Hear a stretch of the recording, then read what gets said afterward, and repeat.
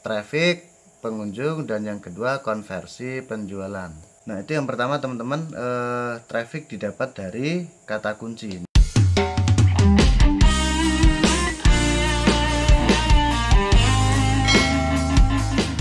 Halo, assalamualaikum warahmatullahi wabarakatuh, dan selamat malam teman-teman. Saya doakan dalam keadaan sehat selalu. Oke, kali ini saya mau ngomentarin Bang Rungokno ceramah. Saya nggak tahu nih Bang atau Mbak, Rungokno ceramah nama akunnya ya. Nah, di situ dia nanya, intinya alhamdulillah udah buka toko rame, alhamdulillahirobbilalamin. Saya juga ikut senang kalau tokonya teman-teman rame, tetapi makin hari katanya makin turun. Nah, jadi teman-teman ya, teman-teman harus bisa bedakan yang pertama antara pengunjung, traffic pengunjung ke tokonya kita, dan yang menyebabkan terjadinya penjualan di tokonya kita atau yang biasa disebut konversi. Jadi ada dua teman-teman ya, yang satu traffic pengunjung dan yang kedua konversi penjualan. Nah, kita bahas satu persatu teman-teman. Traffic itu bisa didapatkan dari beberapa cara. Ini sudah sempat saya bahas di video yang sebelumnya. Yang pertama dari kata kunci, itu yang paling organik, kata kunci.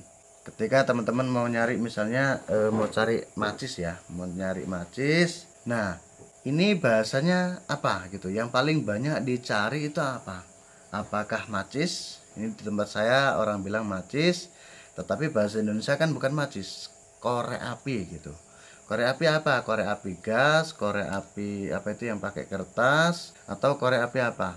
Korek api apakah, kan biasanya ada kayak ini ya, ini ada ini mereknya bukan yang paling banyak dijual. Setahu saya yang paling banyak dijual itu yang M2000. Nah, ini mereknya Tokai kayak dari Jepang aja. Nah, itu yang pertama teman-teman, traffic didapat dari kata kunci. Nah, kata kunci ini bisa dari dua sumber. Satu dari Lazadanya sendiri, yang kedua dari Google. Jadi orang nyari produk itu bisa jadi langsung ke marketplace, bisa jadi karena nggak tahu, ya udah kita lihat barang-barang dulu di Google, kalau ada yang menarik dari gambarnya kan, baru larinya ke marketplace, biasanya sih gitu. Oke, jadi harus teman-teman optimasi di kata kunci baik Lazada maupun di Google-nya. Yang kedua, traffic bisa didapat dari naikkan produk. Nah, naikkan produk, kalau teman-teman di sini ada beberapa lapis ya. Misalnya kalau nggak naikkan produk ada di lapis ini, lapis ketiga, tapi kalau dinaikkan produk bisa jadi kedua atau bahkan ke lantai satu gitu. Yang ketiga teman-teman, traffic didapat dari iklan kata kunci. Keempat, traffic didapat dari mana? Dari produk bersponsor, karena hasil saran gitu ya. Traffic kelima itu didapat dari afiliasi produk. Bukan teman-teman yang ngejualin secara langsung, tetapi ada orang lain yang menjual secara tidak langsung, yang akhirnya masuk ke tokonya kita. Nah, itu saya harus bilang aktifkan saja teman-teman, karena itu bagus. Kenapa? Karena teman-teman hanya membayar 5-10%, ya tergantung settingannya teman-teman sih. Minimal sekarang 5%, tetapi kalau transaksinya sudah berhasil itu baru teman-teman bayar. Kalau nggak berhasil ya teman-teman nggak bayar gitu. Keberapa ya, saya sudah lupa, ke-6 kalau tidak salah. Teman-teman bisa juga dapatkan traffic dari mana? Dari feed. Tetapi untuk mendapatkan fitur feed, tentunya teman-teman harus memiliki 1000 follower dulu, itu syaratnya. 1000 follower itu baru bisa teman-teman manfaatkan fitur feed. Terakhir teman-teman, untuk mendapatkan traffic, teman-teman bisa live streaming. Ya kayak di Facebook lah, live streaming, atau di YouTube gitu. Saya belum pernah live streaming jujur aja, karena jaringan di tempat saya itu ngap-ngapan gitu ya. Ya kalau malam aja kayak gini, kalau malam kayak gini baru jaringannya agak bagus. Makanya saya kalau proses itu malam hari. Ya kalau udah siang itu bisa sih proses, tapi nggak selaju kalau malam ya. Makanya kalau malam juga, tengah malam mau live streaming, ya siapa juga yang mau nonton gitu. Oke, kita beralih yang kedua, konversi teman-teman. Nah, konversi penjualan itu setelah trafficnya banyak, baru biasanya itu terjadi penjualan. Misalnya kalau trafficnya cuma satu, saya lihat nggak ada yang menarik ternyata produknya dia, ya udah lewat aja gitu. Tetapi kalau dari 100 orang yang datang kemudian ada 10 yang nyantol, berarti konversinya teman-teman cukup bagus. Kenapa? 10% itu bagus. Nggak usah 10% ya, saya itu jarang banget dapetin 10%. Yang paling rutin ya 4 sampai 6 lah. Itu paling tinggi itu biasanya 6 sampai 7. Tetapi yang rutin itu di angka 4 sampai 5 itu yang paling banyak ya, 4 sampai 5. Lebih kecil ya bisa jadi sih.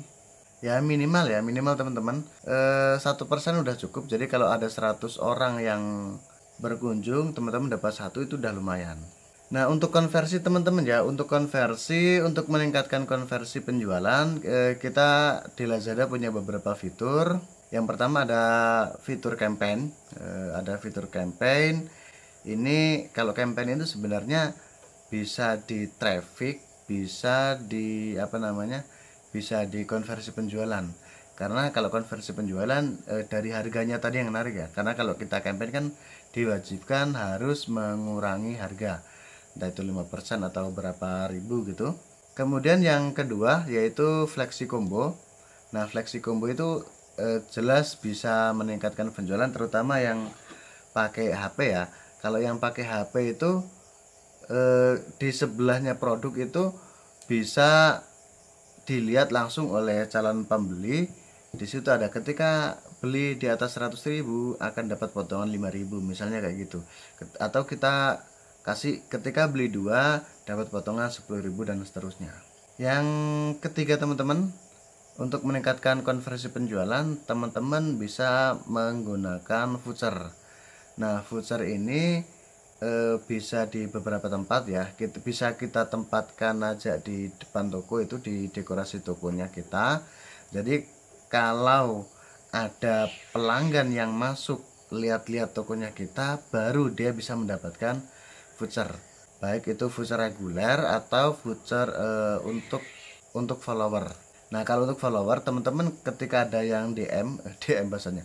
Kalau ada yang ngechat, itu teman-teman bisa kirim biar dia tertarik untuk menjadi follower kita, baru dia bisa menggunakan voucher yang kita tawarkan. Yang keempat teman-teman, untuk meningkatkan konversi penjualan, dan ini sementara saya gunakan, yaitu free shipping. Nah, saya kemarin ikut free shipping cashback meskipun banyak yang ibaratnya saya ketipu. Saya sudah ikut dan nggak bisa dinonaktifkan.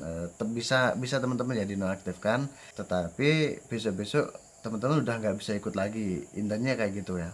Tapi kalau marginnya masih agak besar, sebenarnya teman-teman saya sarankan ikut aja. Tapi kalau udah mepet ya nggak usah ikut, karena kita jualan kan nyari untung, nggak nyari rugi. Yang kelima teman-teman, untuk meningkatkan konversi itu teman-teman bisa pakai bundle. Nah, bundle itu bisa jadi kayak gini. Misalnya teman-teman jualan HP ya, nah teman-teman jual bundling. Nah, ini HP dengan cashnya dijual bundling. Nah, misalnya harga HP-nya 2 juta dan cashnya ini harganya 100.000, tetapi teman-teman bisa kasih dengan harga 75.000, atau teman-teman kasih potongan seharga 25.000 jika beli HP dan beli casing secara bersamaan. Tetapi kalau nggak bersamaan nggak bisa, jadi bundling. Tetapi selama ini jarang yang laku sama saya, karena kita bundling warnanya apa dan ukurannya apa, ternyata yang dimau konsumen itu berbeda. Oke, jadi itu teman-teman. Kalau ada yang tokonya pengunjungnya banyak tetapi nggak ada yang beli, teman-teman harus cek yang pertama itu harga teman-teman. Saya ulangi, kalau pengunjungnya banyak kemudian yang beli sepi, teman-teman harus cek harganya. Harganya saya cuma untuk 10% misalnya, atau saya cuma untuk 20%. Ya, teman-teman harus cek juga harga pesaingnya berapa. Karena ada orang-orang tertentu yang rela, gak apa-apa deh, saya untung 5.000 tetapi saya satu hari bisa dapatkan 30 atau mungkin sampai 100 pesanan per hari. Ya logikanya kalau dia untung 5.000, kalau dapat 100 pesanan kan lumayan. 5.000 kali 100, 500.000.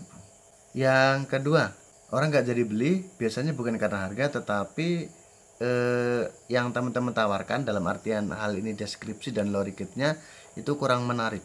Ini saya ragu, ntar saya beli ini ternyata yang gambarnya beda. Itu biasanya gara-gara warna atau gambar yang kurang, ya kurang maksimal lah. Biasanya resolusinya kurang tinggi, pecah dan lain sebagainya.